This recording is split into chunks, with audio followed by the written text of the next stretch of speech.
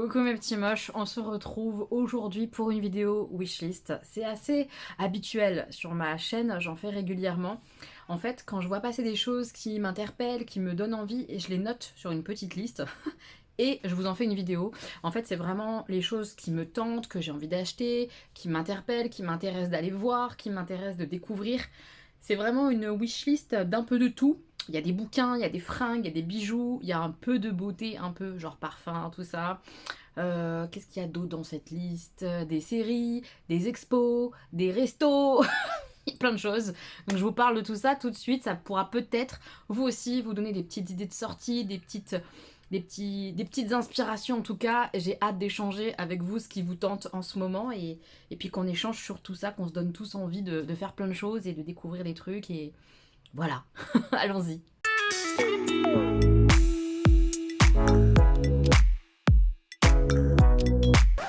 On va commencer avec des baskets.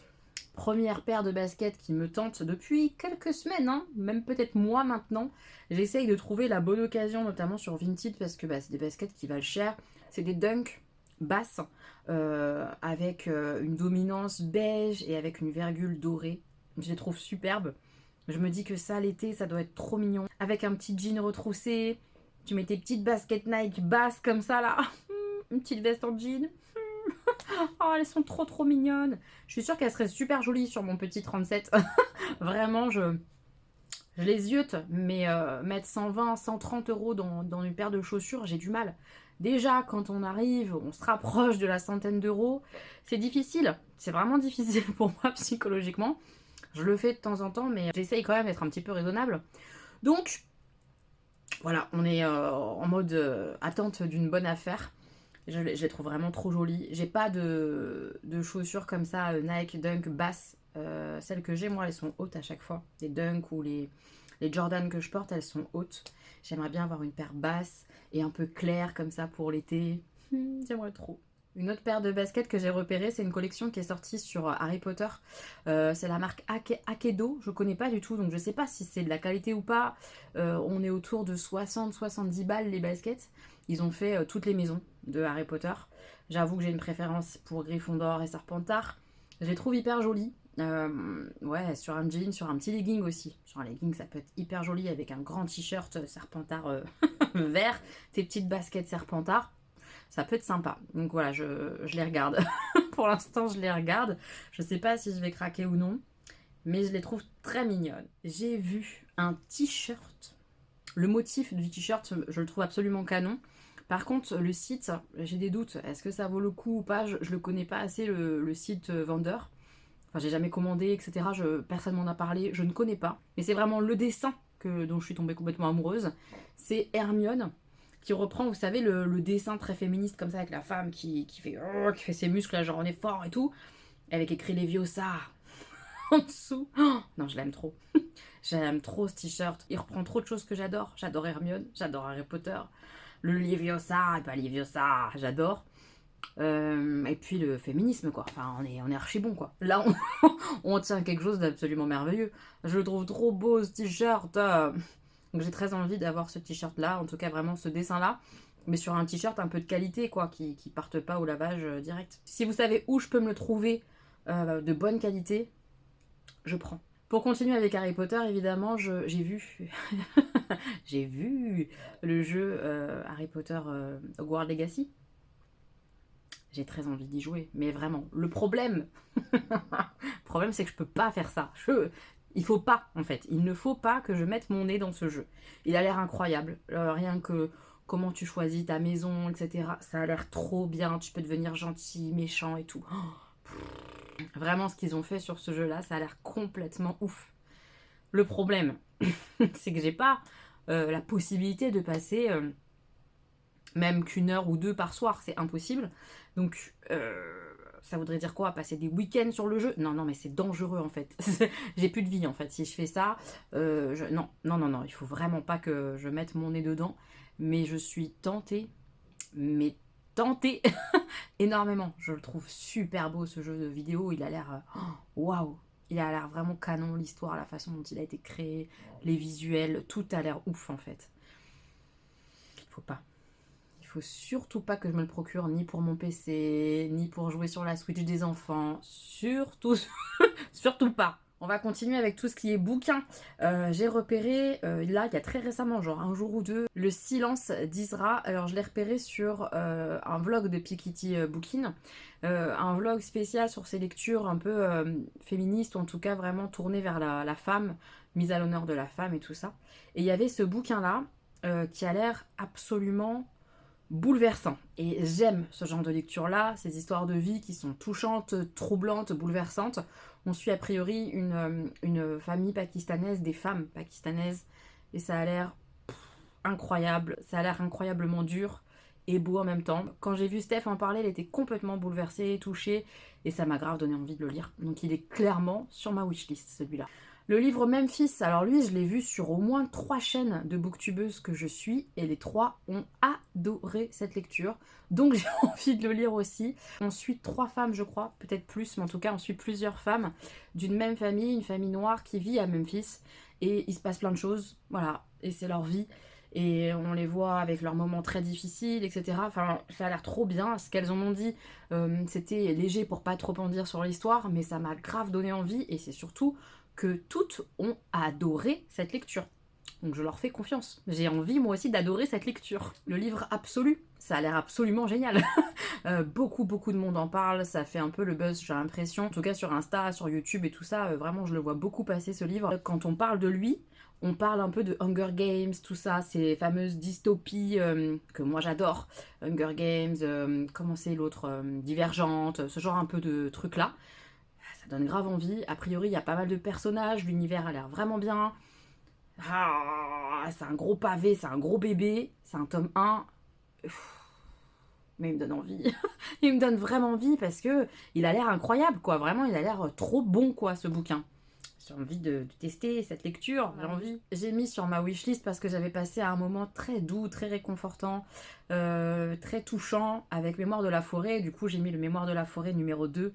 La suite en fait des aventures de Renard, ce libraire, c'est de la jeunesse. C'est presque en fait, j'ai envie de dire, en tout cas c'est vraiment ce que j'avais ressenti en lisant le tome 1, de la jeunesse écrit pour des adultes, parce que ce qu'il y a à l'intérieur, c'est puissant, c'est important, et c'est pas spécialement destiné à des enfants. C'est adapté à des enfants, mais je trouve que la destination adulte, ça marche carrément.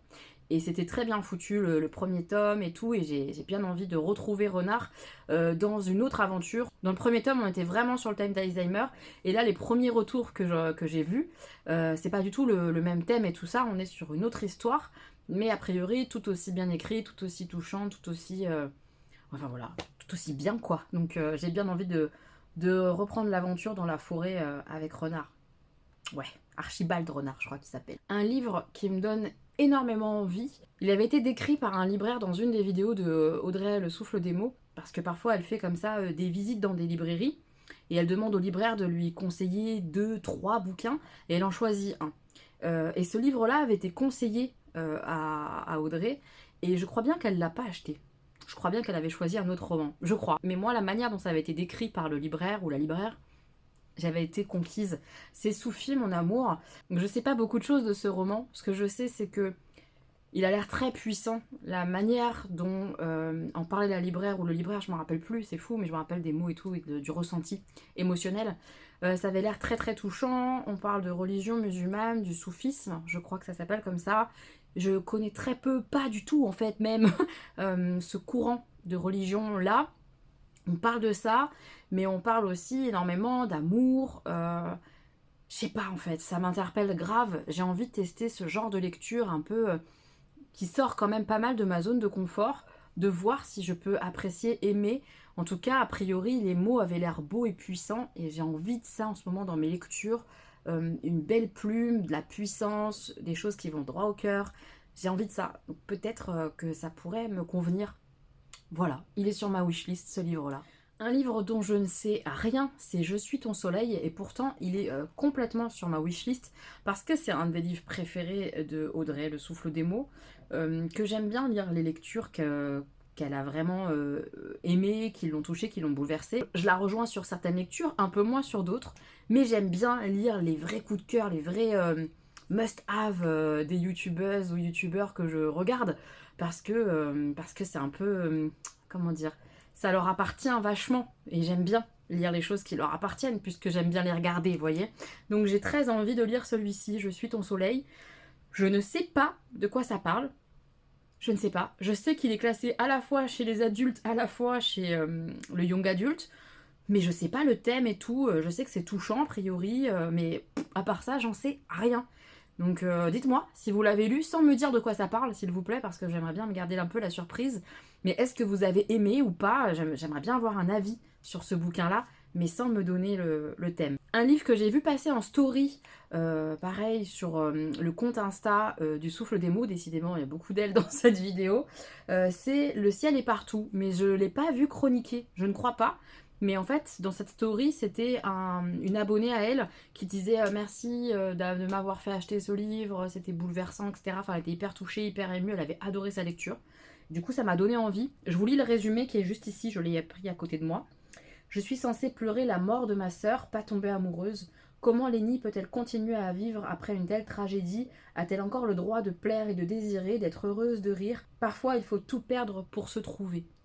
Ah, ça a l'air trop génial comme thématique, ça a l'air puissant, émouvant à mourir, enfin ça a l'air trop bien quoi. La thématique est canon, ça peut être très très beau, ça me tente grave. Là c'est une abonnée qui m'a donné envie de découvrir Annie Ernaux, elle m'en a parlé très récemment en commentaire et j'étais un petit peu regardée et je me suis dit peut-être tenter ces lectures-là, cette autrice-là, avec l'événement où elle parle d'un IVG. Ça a l'air très pesant, très lourd. A priori, c'est une femme qui est très connue. Moi, je la connaissais pas du tout. J'ai bien envie de tester, voir si j'aime, si j'apprécie la plume, si l'histoire me parle. Et puis après, pourquoi pas en tester d'autres et tout. J'ai regardé un petit peu du coup les différents bouquins et je me suis dit l'événement, ça m'intéresse beaucoup. Voilà, n'hésitez pas à me dire si vous avez déjà lu cette autrice et qu'est-ce que vous me conseillez d'elle. Voilà, je pense partir sur celui-ci pour la découvrir. Mais n'hésitez pas à me conseiller d'autres de l'autrice, si jamais. N'hésitez pas à me donner votre avis, quoi. Ensuite, quelques petites BD. La première, c'est Le jour où le monde a basculé. Je l'ai vu passer sur le compte de Caro, une abonnée à moi. Je vous remettrai son Insta et sa chaîne YouTube en barre d'infos. N'hésitez pas à aller lui donner un petit peu de soutien. Et ça m'a bien interpellée. Ça parle des attentats du 11 septembre. Ça fait très longtemps que j'ai pas pris le temps de repenser à ces événements-là qui ont pourtant quand même compté et marqué ma jeunesse, parce que j'étais jeune quand c'est arrivé, parce que c'était bouleversant, parce que c'était fou, parce que c'était dingue. Vous savez que j'ai très envie de partir à New York. Voilà, je sais pas, j'avais envie. Quand j'ai vu passer cette BD là sur son compte, ça m'a donné très envie de la lire, de me replonger là-dedans, même si c'est dur, même si j'en ai des frissons en fait, c'est fou. Mais je sais pas, ça m'a grave tenté. Et je suis grave tentée, donc je pense que je vais me la procurer à un moment donné, cette BD-là, pour découvrir, redécouvrir, me replonger dans cette histoire tellement dingue, tellement touchante, tellement dure. Très envie. Ensuite, une BD que Sarah m'a conseillée, c'est Je suis Sophia. J'ai regardé rapidement la thématique de cette BD-là, parce que je fais complètement confiance à Sarah sur ce qu'elle me conseille. Elle me connaît quand même pas mal en termes de goût littérature, BD-esque et tout ça. Voilà, je sais que si elle me dit vas-y fonce, tu vas adorer, je peux y aller. Et cette BD, le thème, le sujet, c'est le changement de genre. J'en sais pas beaucoup plus. J'ai envie de découvrir ça. Clairement, j'ai très très envie. C'est des thématiques qui me touchent et pour lesquelles je suis curieuse et où j'essaie de m'éduquer, etc. Enfin bref, ça m'intéresse à mort. Ensuite, on m'a conseillé Blanquette. Alors, je sais pas exactement quelle est la thématique, enfin, et j'ai regardé un petit peu, et ça m'a interpellée, ça m'a donné envie, puis on me l'a recommandé, donc quand on me recommande quelque chose, ça m'interpelle quand même, et ça me donne envie, très souvent. Et je crois qu'il est notion des premiers amours, enfin en tout cas, c'est de l'amour, le thème. Donc forcément, c'est une thématique qui me parle, qui me plaît.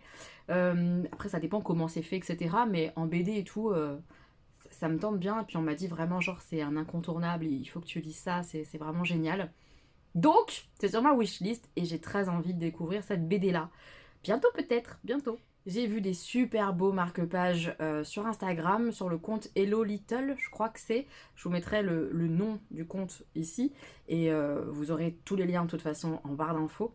Ça me donne grave envie parce qu'ils ont l'air trop beaux, recto, verso comme ça, avec un petit ruban et tout. Les dessins sont trop beaux, c'est hyper féministe puisque c'est une collection qui est sortie au moment de la journée internationale des droits des femmes, etc.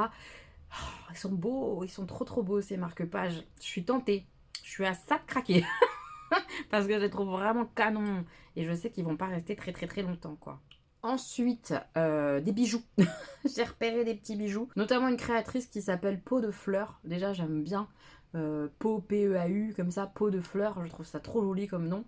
Et elle fait des colliers tout en transparence, avec des compositions florales à l'intérieur. Elle fait d'autres trucs aussi, des boucles d'oreilles, tout ça et tout. Mais vraiment, moi, ce que j'ai repéré, c'est les colliers. J'aimerais bien un joli collier, pas trop long et tout, genre qui arrive par là, avec une petite compo florale et tout. C'est trop beau. Oh, j'ai trouvé ça hyper joli, hyper printanier pour les beaux jours et tout.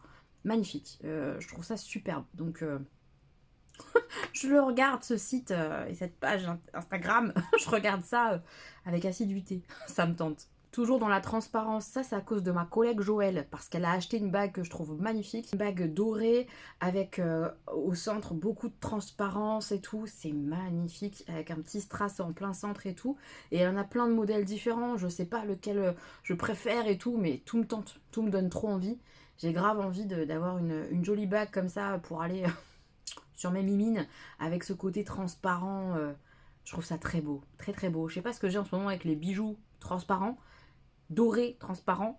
J'ai un vrai truc. Je suis fan, très fan. Une autre créatrice qui s'appelle Cannelle et Pieds sur Ciel. Déjà, je trouve ça rigolo. Pas pieds sur terre, mais pieds sur ciel. Voilà. Et sur sa boutique à elle, sur son compte Insta et tout, j'ai repéré surtout les boucles d'oreilles qui sont asymétriques. Alors, j'ai quelques petites paires de boucles d'oreilles et vous voyez que j'en mets jamais. Ça m'énerve. Mais c'est parce qu'à chaque fois, le matin, il faut penser à les mettre et tout. Les enlever le soir, penser à les mettre le matin. Et j'ai du mal à avoir cette routine-là. Mais ces boucles d'oreilles-là sont quand même assez originales et assez incroyables. J'adore le fait que t'aies pas la même boucle de chaque côté. Je trouve ça trop beau. J'adore ça. Ça me fait penser à mes bottines que je peux avoir qui sont pas les mêmes de chaque côté et tout. J'aime bien les choses comme ça qui changent de l'ordinaire, qui te donnent un petit côté un peu Luna Lovegood, vous voyez, un peu foufou. Et en même temps, je les trouve hyper belles, bien... Ça fait qualité quand même, quoi. Ça fait très qualité. Elles sont originales, mais belles, bien pensées. J'adore. Franchement, je les trouve équilibrées. Oh, j'ai bien envie de me prendre une paire, un de ces quatre, pour essayer, voir si j'arrive à prendre le pli, de les porter de temps en temps et tout. J'aimerais bien parce qu'elles sont belles, très belles. J'ai vu un compte sur Instagram qui est très dangereux pour mon porte-monnaie parce que ces mugs, oui, il s'agit de mugs, ne me jugez pas. Ces mugs sont chers, mais chers, non. Ils ont un prix important, mais vu le travail, je comprends, c'est de l'art. Franchement, c'est de l'art, c'est une peinture sur un mug. Tu pourrais trouver ça dans une galerie et puis tu l'achèterais. Enfin, vous voyez, c'est donc sur un mug, c'est trop beau parce que bah du coup c'est utile. C'est de l'art utile. Quoi? Ne me jugez pas. J'essaye de vous convaincre que c'est un achat utile et important. Pour l'instant, j'ai pas craqué. C'est une artiste, donc du coup, c'est vraiment pièce unique, quoi. Elle fait une pièce, elle la met en vente. Si ça part, ça part. Si ça part pas, bah, il est sur son site, il t'attend, il a envie que tu l'achètes. Elle fait plein de thèmes différents. Évidemment, ceux que j'ai repérés, globalement, c'était ceux sur Disney, ceux sur Harry Potter, ils sont incroyables. Là, j'ai vu qu'elle avait fait la comté du Hobbit et tout ça, là. Oh là là, c'est magnifique. Ces mugs sont d'une poésie, te racontent une histoire, ils sont trop beaux. Je craque complètement. Mais par contre, ouais, on est sur 60, 70, 80 euros le mug. C'est pas donné. Mais c'est magnifique. C'est magnifique. Peut-être pour un cadeau d'anniversaire de moi, un jour, je ferai ça. Peut-être. En tout cas, je pense que j'attends le vrai coup de cœur. Pas juste me dire, ouais, c'est beau. Non, le truc où, ah, mais c'est trop magnifique, il me le faut absolument. Et là, je l'achèterai. Même si c'est une pièce qui coûte 70 balles, bah, je craquerai. Sûrement sur le thème d'Harry Potter. Je pense. Mais bon, on sait jamais. Ça peut être tout autre chose. Elle a un tel talent d'illustratrice que je me méfie. Ça pourrait être complètement autre chose. Enfin bref, si vous connaissez pas ce conte, allez jeter un petit coup d'œil. C'est magnifique, magnifique. Vous savez que je porte des faux ongles en permanence. Ce sont des faux ongles qui sont autocollants, de la marque Kissing Press. Et je crois que c'est Gwen qui m'a partagé ce site-là en me demandant si je connaissais. Je crois que c'est Gwen. J'ai repéré du coup le site Glamour Made. Vous savez que je suis naze en anglais, donc on va dire que c'est comme ça que ça se dit. Et c'est un site qui fait des faux ongles. Alors ils font tout style. Il y a des ongles comme moi j'aime, un peu carrés comme ça. Il y a des styles stiletto. Enfin voilà, il y en a plein de différents et il y a des modèles trop jolis, notamment là pour les beaux jours. J'ai envie de tester, voir si j'aime, si ça tient bien, comme ce que moi je porte, que j'aime comment ça tient. Là par exemple, cela ça fait 10 jours, 11 jours que je les porte, quelque chose comme ça. Oh, j'ai envie de tester, mais j'ai peur d'être déçue, d'avoir investi un peu trop d'argent, donc il faudrait que je commande genre 2-3 boîtes pour quand même rentabiliser les frais de port. Je sais même pas d'où ça vient, enfin bref. Franchement, si vous avez testé ce site-là de faux ongles, dites-moi ça en commentaire. Est-ce que ça vaut le coup? Est-ce que ça tient bien? J'ai hâte d'avoir vos avis si c'est possible. Si quelqu'un connaît Help Me, j'ai bien envie d'avoir des retours avant de me lancer moi-même dans l'achat et de tester. J'aimerais bien avoir plus de choix en fait. Plus de choix dans les modèles et tout. Donc si je pouvais commander sur ce site-là, ça serait canon. J'ai noté un rouge à lèvres. J'ai fait le tri il y a pas longtemps là je les regarde, ils sont là, de mes rouges à lèvres et tout, donc j'en ai encore en bonne quantité. Mais j'avoue que la nouveauté de chez MAC là. Alors, pour pas vous dire de bêtises, parce qu'ils ont des noms toujours compliqués, je trouve les rouges à lèvres, c'est le rouge à lèvres Locket Kiss Ink 24 heures de chez MAC. J'ai vu des teintes hyper belles. C'est un rouge à lèvres mat, a priori hyper longue tenue, puisque 24 heures. C'est vraiment ce que je recherche quand même, des bonnes tenues, mais qui soient confortables et tout, donc j'ai bien envie de tester. Dites-moi là encore, si vous avez testé, vous avez craqué pour un de ces rouges à lèvres de chez MAC, qu'est-ce que vous en pensez? Parce que les rouges à lèvres mat classiques, avec pinceau et tout de chez MAC, je les trouve trop secs. Donc j'aimerais bien que la formule soit moins sèche. Donc je sais pas, mais en tout cas, je les ai vus, je me suis dit, ah, ça peut être cool et tout. Ils m'ont interpellé, franchement, ils m'ont interpellé. Il y a un parfum qui est sur ma wishlist parce que j'ai pu le tester en petit échantillon et je l'ai vraiment kiffé. C'est le Juliette Has a Gun Magnolia Bliss. C'est le deuxième de chez Juliette Has a Gun que j'adore. J'aime bien cette marque, je me rends compte, de parfum. Le Magnolia Bliss, il a un côté très printemps, très frais et en même temps pas trop fleuri. Même s'il y a de la fleur, c'est pas trop fleuri. Vraiment, je le trouve hyper bien dosé. Il a un côté gourmand aussi. Ah, je l'aime beaucoup, beaucoup. Pareil, pour les beaux jours, quand je vais pouvoir mettre une petite veste en jean, je me vois bien avec cette odeur. J'aimerais bien, j'aimerais bien. On passe rapidement à tout ce qui est film, série, tout ça que j'ai pu un peu repérer. Déjà, il y a un film que je veux voir absolument grâce à vous et parce que j'ai vu The Sun récemment, c'est The Father, qui est du même réalisateur que The Sun qui m'avait complètement bouleversé, tué le cœur et tout. Et vous avez été plein à me dire, mais t'as déjà vu The Father? C'est son premier, c'est celui d'avant. Ça parle, je crois, d'Alzheimer. Faut que je le voie. Il est nécessaire que je le voie. C'est un film qui va me faire chialer, je le sais. C'est avec Anthony Hopkins, ça va être incroyable, je le sais d'avance. Donc j'ai très envie de le voir et évidemment quand je l'aurai vu, je vous en parle. Un film qu'une collègue m'a conseillé en roue libre, je ne sais pas de quoi ça parle. Mais je vous le mets parce qu'il est sur ma liste des films à voir. Elle a été bouleversée et elle se dit cœur de pierre, ce qui n'est pas vraiment le cas, mais elle se dit cœur de pierre, genre un peu insensible, à pas pleurer facilement et tout. Et ce film-là l'a buté. Genre vraiment, elle m'a dit c'était incroyable, j'ai été hyper touchée. Voilà, donc forcément, si elle me dit ça, moi ça va me toucher, j'en suis quasi sûre. Donc j'ai trop envie de découvrir ce film. Si vous l'avez vu, dites-moi en commentaire ce que vous en avez pensé, sans me donner le thème du film, ok? Parce que je veux vraiment me lancer dedans en ne sachant rien. La saison 3 de l'émission, série, je sais pas trop comment on peut dire, LOL est sortie. Il faut que je regarde ça très vite. Il y a Gad Elmaleh que j'adore. J'ai toujours été fan de ce gars. J'ai pu le voir en spectacle, il est mais à mourir de rire. Je l'adore vraiment beaucoup. Donc il y a Gad Elmaleh dans cette saison. Pouh, j'adore. Et il y a Paul Mirabel. Paul Mirabel que j'ai très très très envie de voir en vrai. De voir des sketchs et tout ça et tout ça. Donc là, de les voir tous les deux dans une émission où le principe, je pense que vous connaissez, mais le principe c'est de ne pas rire. Ils vont me tuer, ils vont essayer de faire des blagues aux autres et tout, ils vont se faire auto-rire et tout, ça va être génial. Enfin, il faut que je regarde cette saison 3 de LOL. J'adore ce principe. Au début, quand c'est sorti, je me rappelle, c'était en confinement, je crois, ou post-confinement, un truc comme ça. Je me suis dit, mais jamais je vais regarder ça, c'est complètement naze, qu'est-ce qu'on s'en fout des gens qui essaient de se faire rire mais qui rient pas. Ça a l'air complètement pourri comme concept. Le concept en soi, il n'y a rien de dingue, mais je vous jure, de les voir essayer de faire rire les autres et que tout le monde a envie de rigoler, que personne rigole, ils se retiennent et tout, mais moi je meurs de rire. J'adore ça. En fait, je suis archi cliente, j'adore ce truc. Une série documentaire, là on change de registre les gars, on va pas du tout rigoler, je vais pleurer ma race, ça va me mettre mal, je le sais, mais j'ai trop envie de regarder parce que c'est une affaire qui me souffle, c'est l'affaire Fourniret, et je crois que c'est vraiment du point de vue aussi de... Enfin, on est vraiment tourné, rétroprojecteur, focus sur Monique Olivier, ce monstre. Ah oui, j'ose, là au bout d'un moment, il faut dire les vrais mots. Voilà, cette série documentaire, j'ai absolument envie de la voir, je vais la regarder, je vais juste essayer de trouver le bon moment, l'instant où je suis dans un bon mood, où ça va pas trop me tuer, me buter.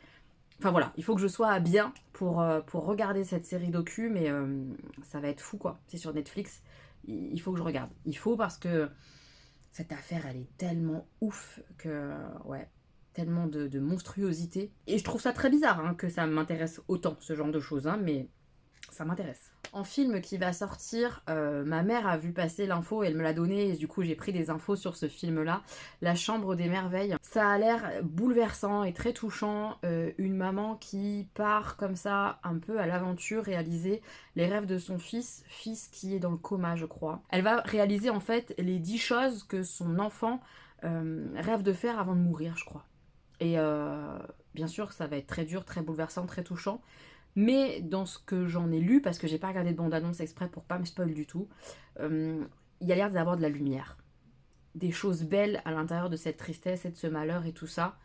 Du coup, ça me donne envie, très très envie de le voir. Et j'ai vu que c'était adapté d'un bouquin de Julien Sandrel, que j'ai jamais lu d'ailleurs, Julien Sandrel, mais il est connu. Et que c'était joué par Alexandra Lamy, que j'aime beaucoup comme actrice. Donc voilà, je suis hyper tentée d'aller voir ce film. Un autre film là qui est sorti, je pense que je vais aller le voir, prendre le temps de le faire, c'est Scream 6.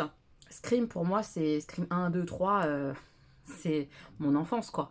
Je regardais ça avec mon frère, c'est un des films qui m'a le plus traumatisé, avec les retournements de situation dans le premier et tout, c'était incroyable. J'en ai un souvenir nostalgique hyper prenant, vraiment. Ça a une grosse part de mon enfance en fait. Les suivants, non, franchement, le 4, le 5, je sais même pas si je les ai vus. Peut-être, mais ça m'a pas laissé un souvenir marquant. Mais le premier, vraiment le premier. Le premier, il était mais tellement fou, quoi. Pour l'époque, je me rappelle, quoi. On l'avait enregistré sur cassette, on le re-regardait et tout. Enfin, vraiment, c'était quelque chose.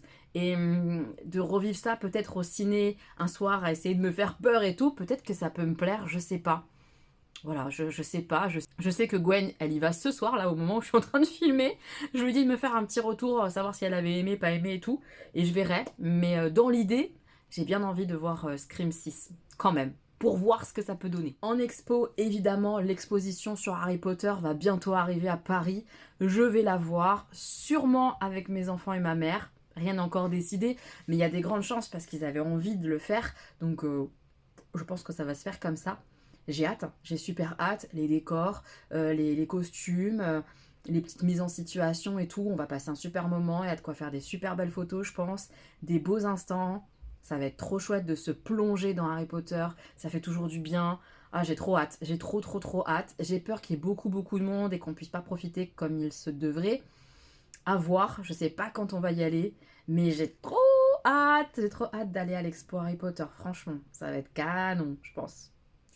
Et l'expo Woman, ça c'est une collègue à moi, une collègue infirmière, et c'est assez drôle d'ailleurs parce qu'elle est tombée sur mes vidéos par hasard et elle me dit tu sais, je savais pas que t'étais youtubeuse et t'es apparue sur ma télé et tout, c'était trop mignon. Et bref, elle me dit j'ai vu que t'aimais bien sortir, t'aimais bien voir plein de trucs et tout, et puis on avait déjà échangé toutes les deux sur des sorties, des restos, des expos, machin, on voit qu'on a un peu ça en commun toutes les deux. Et elle m'a fait un petit post-it avec plein de trucs sympas à faire, dont l'expo Woman qu'elle n'a pas fait mais qui l'intéresse aussi. Donc je pense qu'on va y aller toutes les deux. Il y a des chances qu'on se fasse cette sortie-là, sûrement début avril, je pense. Mais on va aller faire ça. C'est une expo immersive avec du son, des lumières, des projections, un peu comme l'atelier des lumières. J'en parle après de l'atelier des lumières. Et sur le thème des femmes du monde et tout ça, ça a l'air magnifique. Et c'est des thèmes qui me touchent, donc très envie de le voir. L'Atelier des Lumières, nouvelle exposition en ce moment chez eux. Il y a Chagall, Chagall que je ne connais pas beaucoup, mais ça a l'air vraiment assez incroyable. Et je sais que quand tu y es, tu découvres d'une autre manière les œuvres et ça te donne envie d'aller voir les œuvres comme ça, qui bougent plus. Parce que dans l'Atelier des Lumières, vraiment, tout est projeté, tout est en mouvement avec du son, etc. C'est magnifique. Chaque fois que je vais là-bas, j'ai déjà été 2 fois, c'était trop bien. J'adore cette manière-là de montrer l'art, vraiment. Donc j'ai bien envie de continuer de découvrir comme ça des artistes, des peintres de cette manière. Donc je me dis Chagall, ça peut être pas mal de le découvrir de cette façon-là. En termes de street art, je suis hyper déçue. Il y a le Festival Color qui a fermé là pour arrêter préfectoral. Je suis dégoûtée, j'ai pas pu y aller. Et puis j'imagine à quel point c'est des boules pour eux parce que je suis pas sûre qu'ils se relèvent de cette fermeture comme ça. Ça va être compliqué pour eux, donc j'ai grave la rage parce que l'événement avait l'air dingue, mais c'est fermé. Donc a priori définitivement, c'est une catastrophe pour eux je pense. Ce que je voulais dire c'est que en termes de street art, j'ai vu qu'il allait avoir un événement, une exposition qui est pas très longue, je vais vous dire ça tout de suite, du 18 au 26 mars à l'église de la Madeleine. Ils vont faire une expo sur les 4 éléments, avec notamment l'artiste Sax, que j'aime beaucoup parce qu'il peint des animaux incroyables. J'ai trop envie d'y aller. Je pense que je vais y aller parce que c'est une expo qui est gratuite en plus. Alors même si c'est pas hyper long à faire et tout, rien que déjà de visiter l'église de la Madeleine par exemple, ou de rentrer un petit peu, de voir un peu, et en plus d'avoir du street art à l'intérieur d'une église, enfin je trouve ça génial, j'ai trop envie. Donc je vais tenter d'y aller. Même si la période est courte, je vais tenter d'y aller. Pareil, une expo qui est très courte, c'est pas la première fois qu'elle a lieu, mais je l'ai jamais faite encore cette expo sur le street art. Elle s'appelle Urbain Art Fair, et là les dates sont encore plus courtes, donc je suis pas du tout certaine d'avoir la disponibilité pour y aller, on verra. Du 13 au 16 avril, c'est très court, a priori c'est un festival qui est hyper sympa et tout.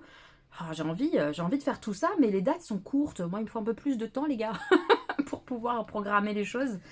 Mais voilà, un festival de street art qui a l'air sympa. Un lieu où on peut boire et manger que j'ai envie de découvrir, c'est Food Society. Ça a ouvert il n'y a pas très longtemps, genre peut-être 1 an, même pas je crois, dans Paris 14e.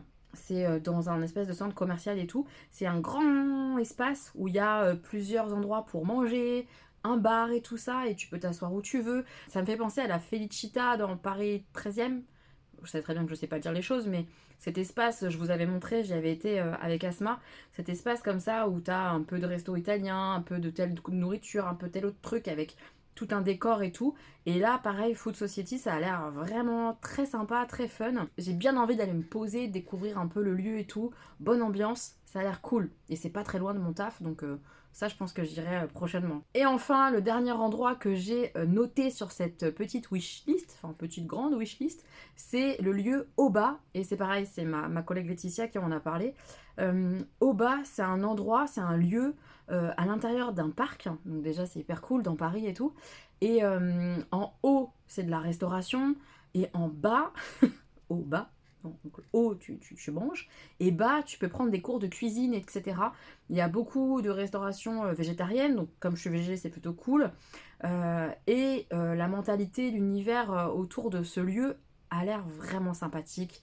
Genre cuisiner avec des choses locales, prendre soin de ce que tu sélectionnes comme aliments, etc. Ça a l'air trop bien, le lieu a l'air magnifique. Et puis en plus, après, par exemple, tu peux faire une petite balade dans le parc et tout. J'adore l'idée. Et ça, Laetitia m'a dit qu'elle avait pris des cours de cuisine là-bas et tout, que c'était génial. J'ai bien envie. Pas forcément de prendre des cours de cuisine. Vous et moi, on se sait, je n'aime pas cuisiner. Mais manger, ça oui, j'aime bien ça. Donc pourquoi pas dans le haut. Ça a l'air beau en plus, ça a l'air vraiment mignon. Pareil, si vous connaissez, que vous avez déjà été, n'hésitez pas à me faire un petit retour. Voilà mes petits moches, j'ai terminé cette wishlist. Alors, qu'est-ce que vous en pensez? Il y a des trucs qui vous font envie du coup, vous aussi ou pas? Et vous, dites-moi, qu'est-ce qu'il y a sur votre wishlist en termes de livres, de films, de séries, de sorties, de tout? Dites-moi ça en commentaire. Évidemment, si vous avez des avis sur les choses que j'ai montrées, que vous connaissez, parce que vous avez testé, parce que vous avez été, parce que vous avez vu, je vous attends en commentaire, dites-moi ça.